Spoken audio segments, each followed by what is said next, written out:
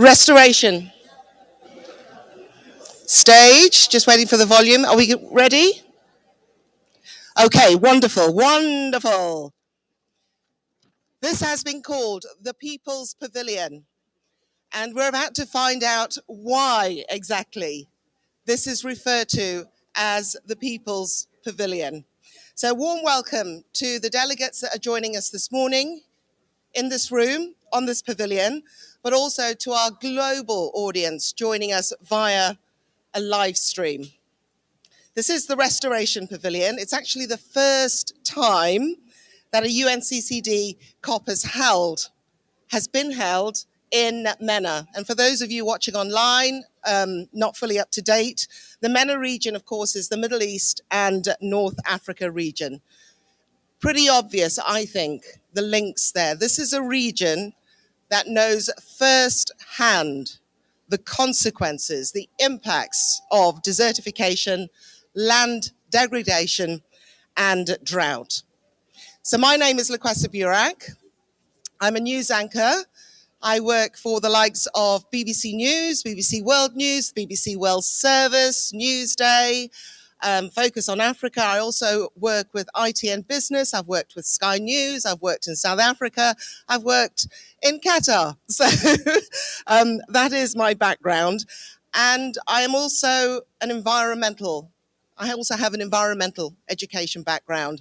I'm a master's student of GIS. I started GIS, I think the second year it was introduced to the curriculum. It goes way, way back when.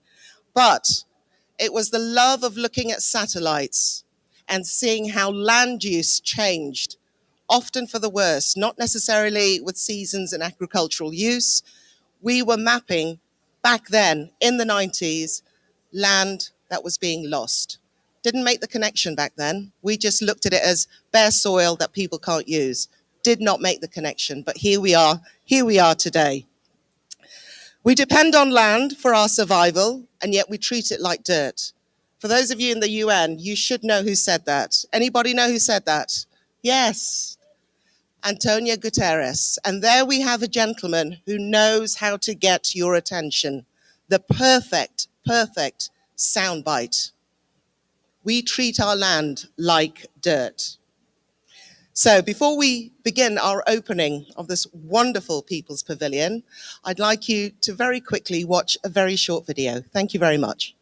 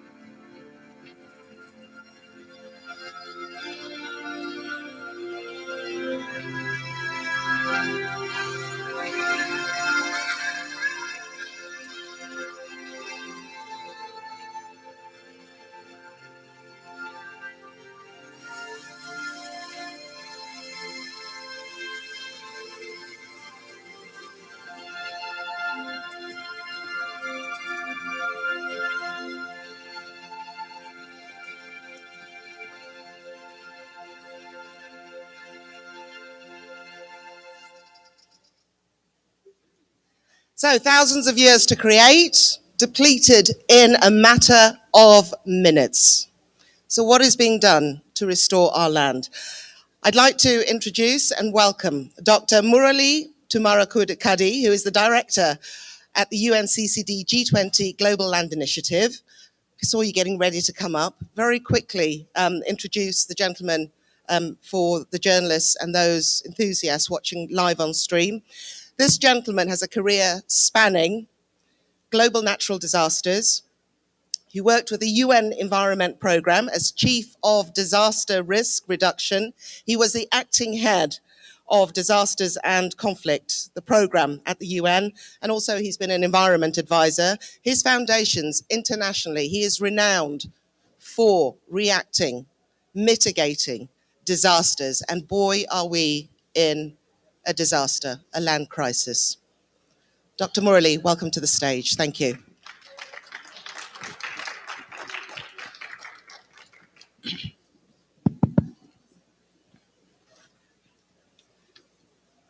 Your Excellency, Ambassador of Mexico, our Executive Director, ladies, gentlemen, I'm extremely delighted, honored, and privileged to stand in front of you for the opening of the Restoration Pavilion, which we also would like to call the People's Pavilion. And that's why we did not plan a very elaborate ministerial level opening, because we wanted this pavilion to be a very people-oriented, very welcoming pavilion.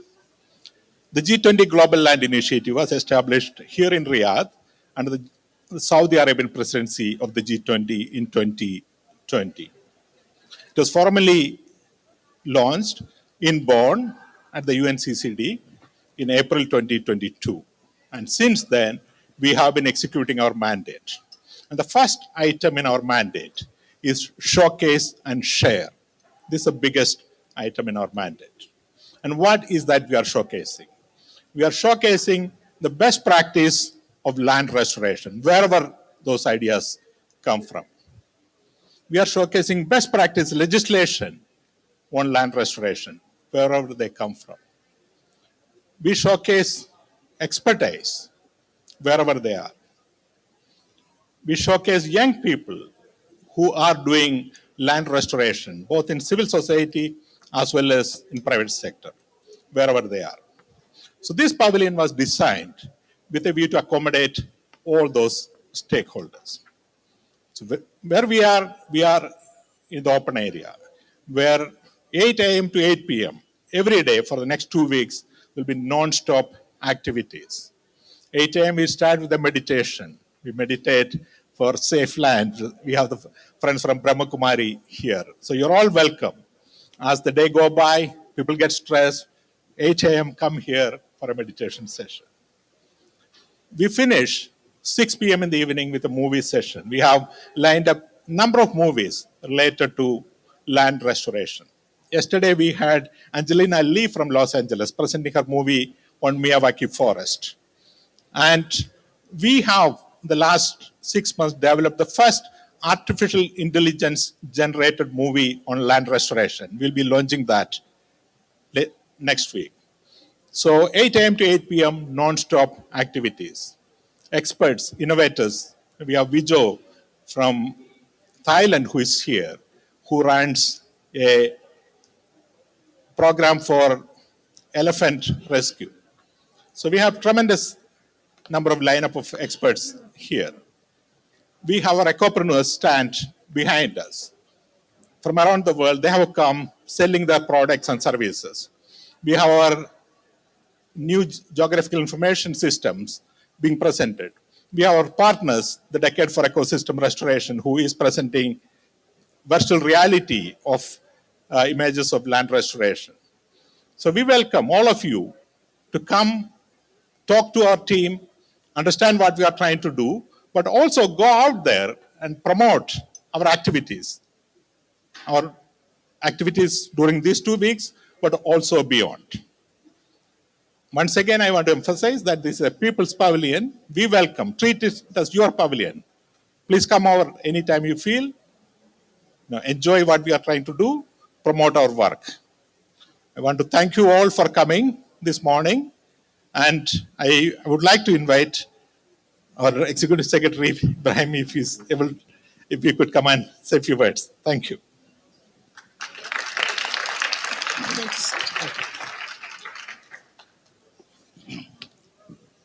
Thank you, Murali, for putting me on the spot. I'm not prepared, and I have not come here to speak, and since I have another event, so I will just say a few words. First of all, thank you for coming, and thank you for all who are watching us on live. People's Pavilion, People's COP, and we have a People's Day on Saturday. So please feel free to roam, feel free to share, please feel free to intervene at any time. We like disorder, but it has to be ordered disorder. So more seriously, restoration is all about what we are trying to do. First, stopping land degradation, stopping the bleeding. If you go to a doctor with a wound, they will stop the bleeding first. Maybe they will try to fix that situation and they will try to heal the wound. Restoration is healing the wound. And by healing the wound, you bring the body back to its first health situation. Exactly on land. When land is going to a state of degradation, you need to bring it back to health in order to be able to produce for you and that you can enjoy all the services that are provided. If you leave it with the wound, it will eventually die. And when land dies, we die, simply put, because we cannot live on Mars for a reason. So, ladies and gentlemen, thank you for coming. Thank you for contributing. Thank you for just stopping by and sharing the information. But please spread the word, stop the bleeding, and heal the wound. Thank you. Mr. Chow, thank you very much indeed. And when we say spreading the word, Dr. Murali is going to come back on to speak to you shortly. I just want to remind you, can you please, if you're attending and you hear anything, you see a photo, something that really catches your attention, please put it on your social media and use the hashtags that you will see everywhere. Thank you very much. I would now like to invite someone very special to come to the stage. This is Daniela Cristofori. Where is Daniela? Yes. Yes. Because Yes. this pavilion would not have happened without Daniela. So I want to formally recognize her contribution. The People's Pavilion, the completely open design, the love letters for land, and everything which you see here is Daniela's presented creativities. Daniela, please come over for a minute.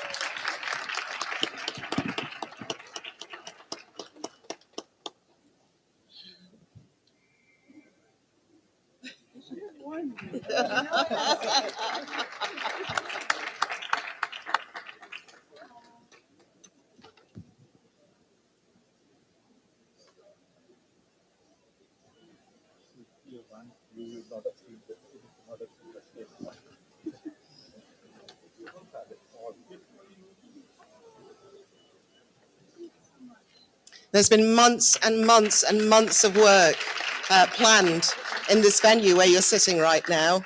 It takes so much work. Even yesterday when we gathered for a meeting, we were talking about how to make sure the space was used in the right way in order to have the best interactions. I mean, we're in the best location. Look where we are. As soon as you walk in, talk about footfall.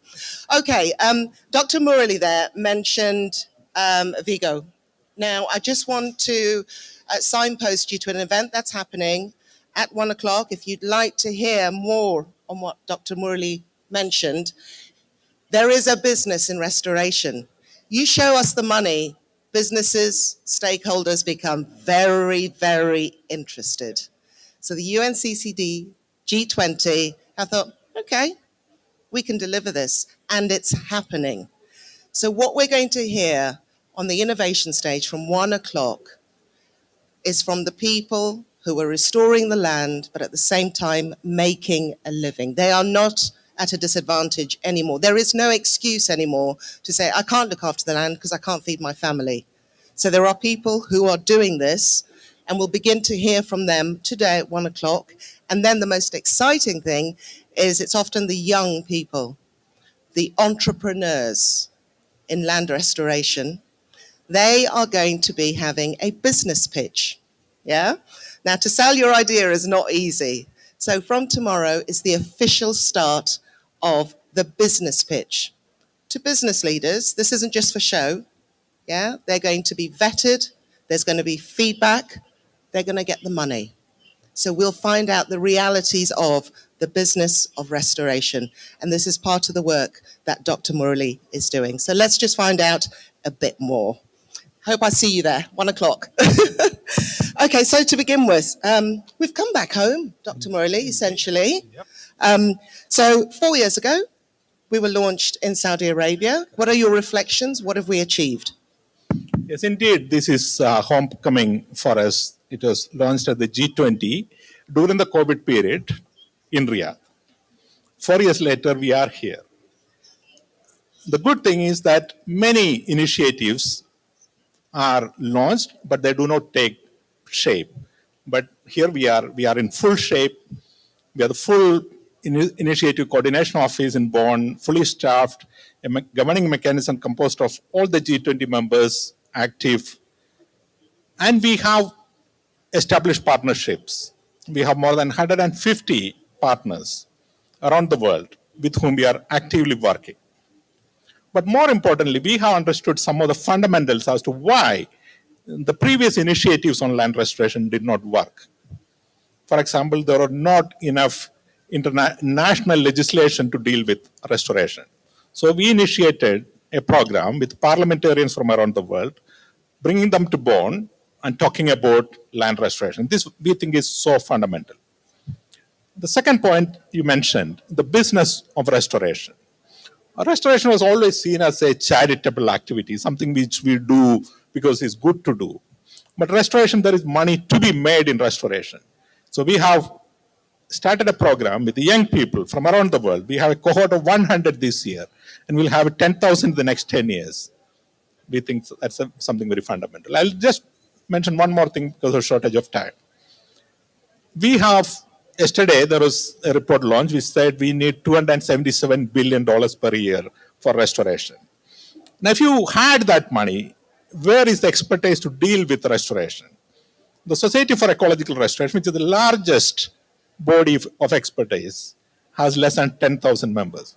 We need 1 million experts. And that's why we have a program led by Karen Suttmeyer, who is here. We are reaching out to thousands of universities who deal with the land in agriculture, in rangeland, in mining, in cities, embedding restoration into their curriculum. So we are looking at these things in scale, and we are making progress. Thank you. And just to mention, an individual who's involved in creating the curriculum is the lady. I wonder if you could just very quickly stand up so people could see you and just shout your name out and where you are. And your name, please.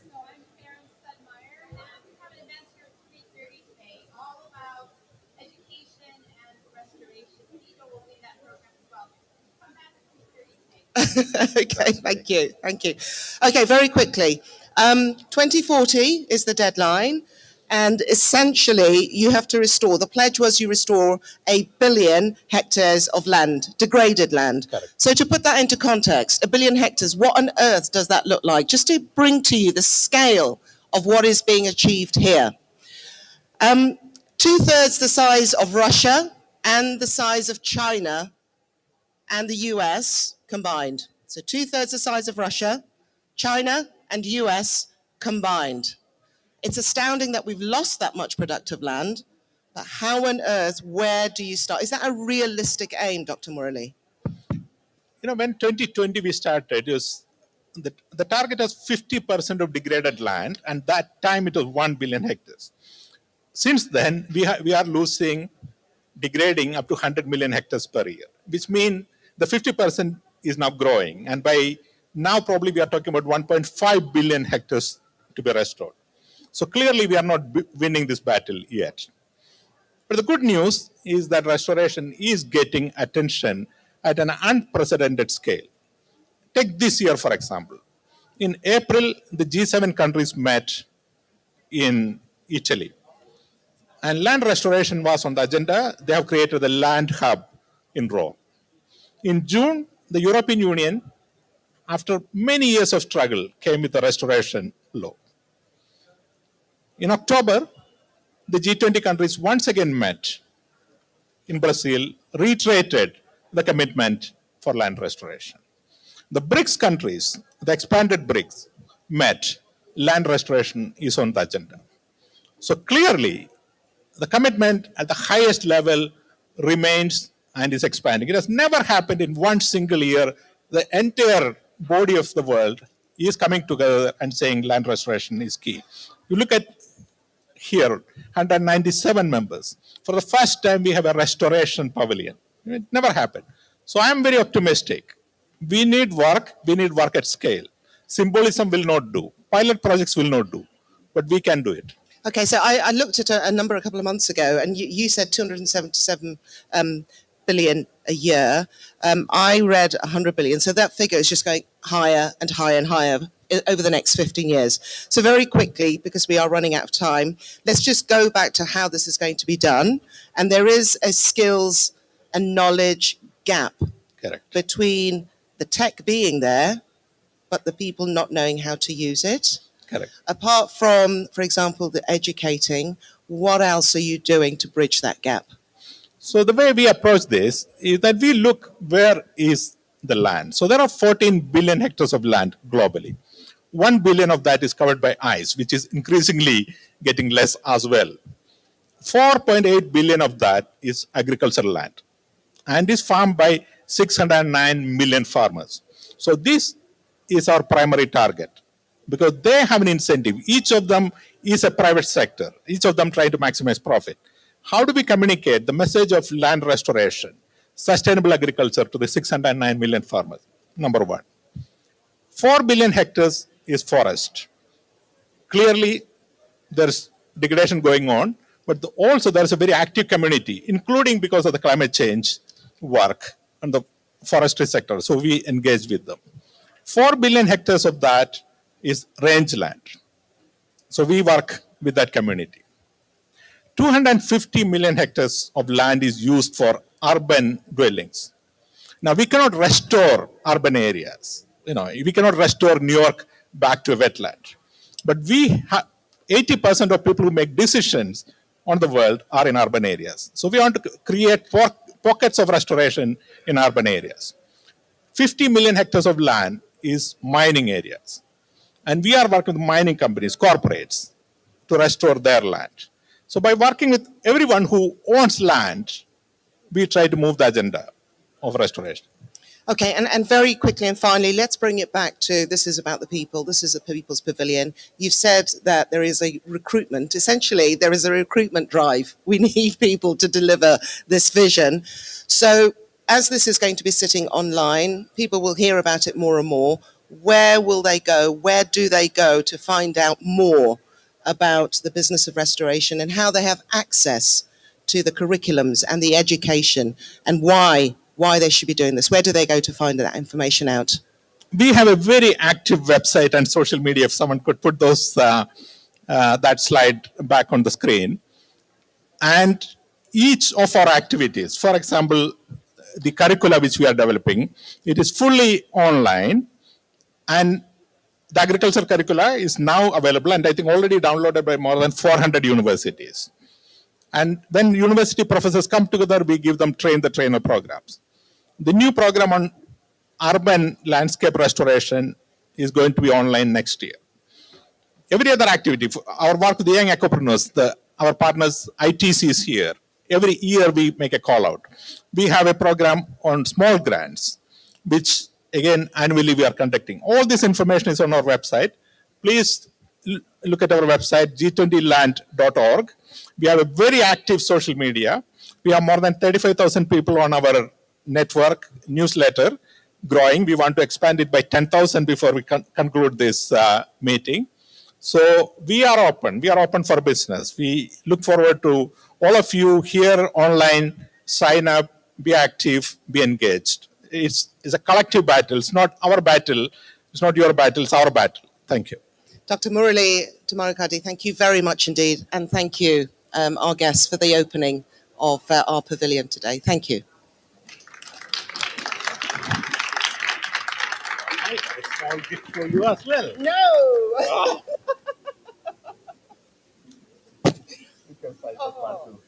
I've been pining for this book ever since I saw it. It's a book which we are just launching in Bonn tomorrow for a global exhibition on land. So Thank you very much. It's a beautiful, beautiful book. It's so informative. So if you want to have it, I love books, by the way. But yes, thank you. Thank you. I'll see you all at 1 o'clock here. Yes? Okay.